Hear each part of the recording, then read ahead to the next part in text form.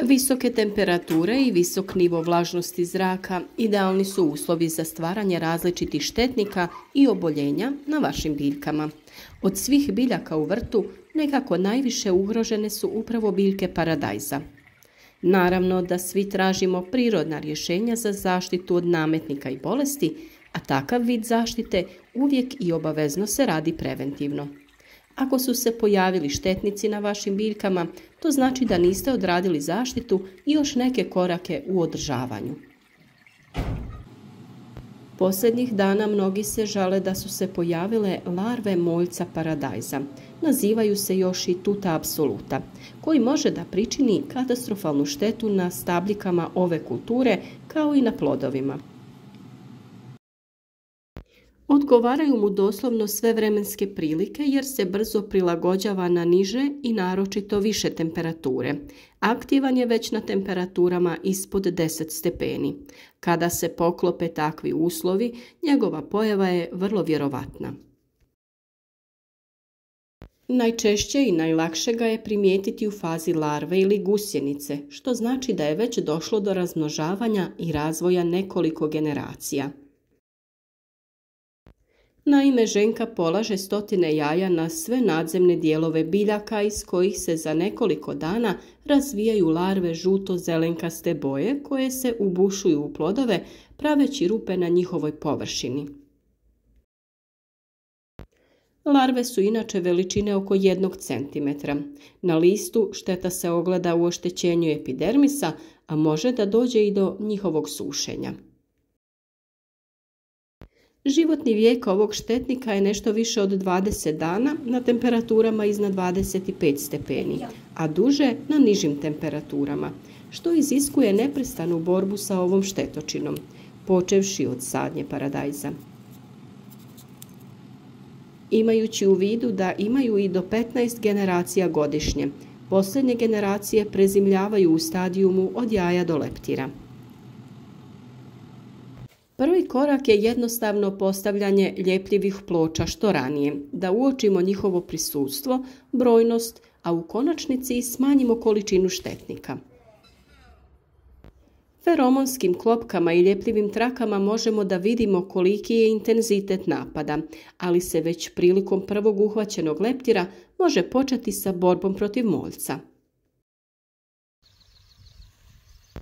Najlakše je ako se koriste repelenti koji će da ometaju polijeganje jaja, što je također preduslov da se sa zaštitom krene preventivno od same sadnje paradajza, te se redovno radi tokom sezone uzgoja. Pogotovo je to važno ukoliko ste u prethodnoj sezoni imali problem upravo sa ovim štetnikom. Što se tiče nehemijskih metoda suzbijanja, to jest onih ekoloških, najlakše je ako se koriste repelenti koji će da ometaju polaganje jaja, odnosno let ženke moljca. Jaki macerati od ljute paprike, čili paprika uz kombinaciju sa alkoholnim sirćetom, mljevenim biberom i pelinom daju sasvim zadovoljavajuće rezultate. Čak i larva moljca ne može da izdrži nanošenje ovih sredstava, jer zbog nedostatka oklopa dolazi do prženja površine njegovog tijela. Kod pripreme ovakvih preparata koristi se omjer 1 litra vode sa jednom malom kašikicom paprike. Isti omjer je i u slučaju drugih preparata poput bibera i pelina. Potrebno je sve dobro promiješati, ali i dobro procijediti da ne bi došlo do začepljanja dizne na prskalici. Ovaj štetnik ne može izdržati prisutnost ovih začina na svom tijelu. Kod ovakvih preparata doze se mogu slobodno određivati, što ljuće to bolje. Treba samo paziti sa octom da ne bi došlo do paleži lista biljaka.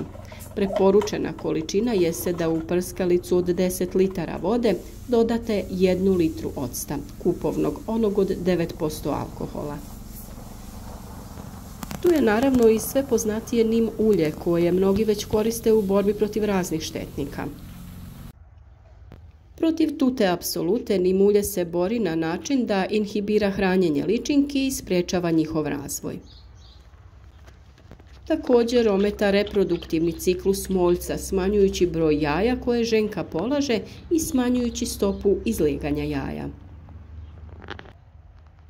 Nim ulje također djeluje i kao repelent, odvraćajući odrasle moljce od polaganja jaja na tretirane biljke.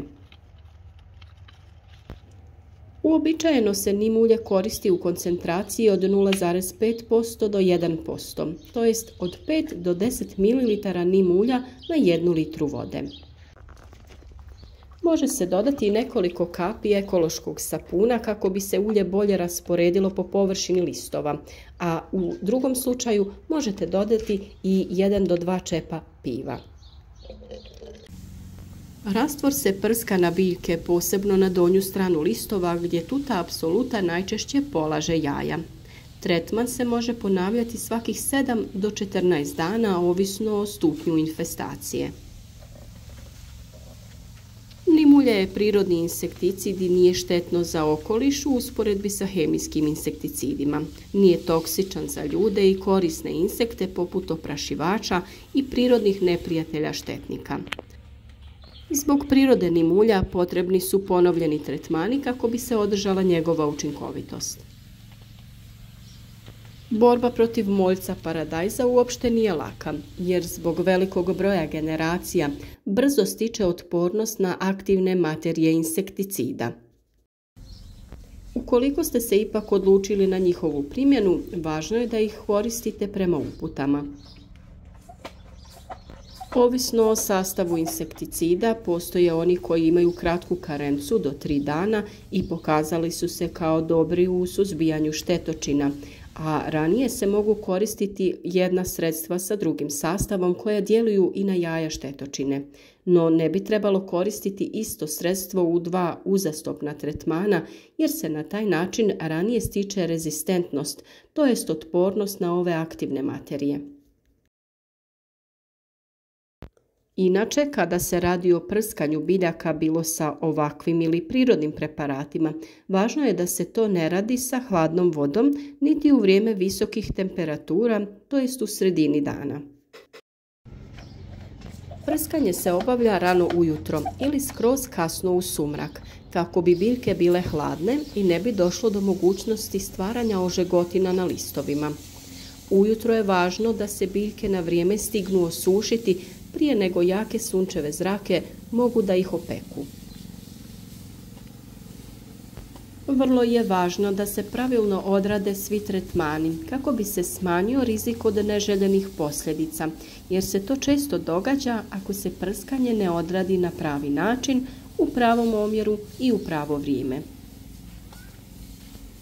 Često ljudi pomisle da te stvari nisu toliko važne, pa kada se dogodi ono što ne želimo i napravimo štetu, traže savjet ili okrivljuju prirodne preparate da nisu djelotvorni. Na našem kanalu imate još mnogo savjeta za prirodnu zaštitu paradajza i drugih biljaka u vrtu, pa se nadamo da ćete malo razgledati i podržati naš rad. Ostavite like, zapratite kanal ako želite da na vrijeme dobijete sve najnovije upute o poslovima u vašem vrtu, a u komentar nam se javite, pišite vaša iskustva ili postavite pitanja ako imate neke probleme ili nedoumice u uzgoju biljaka.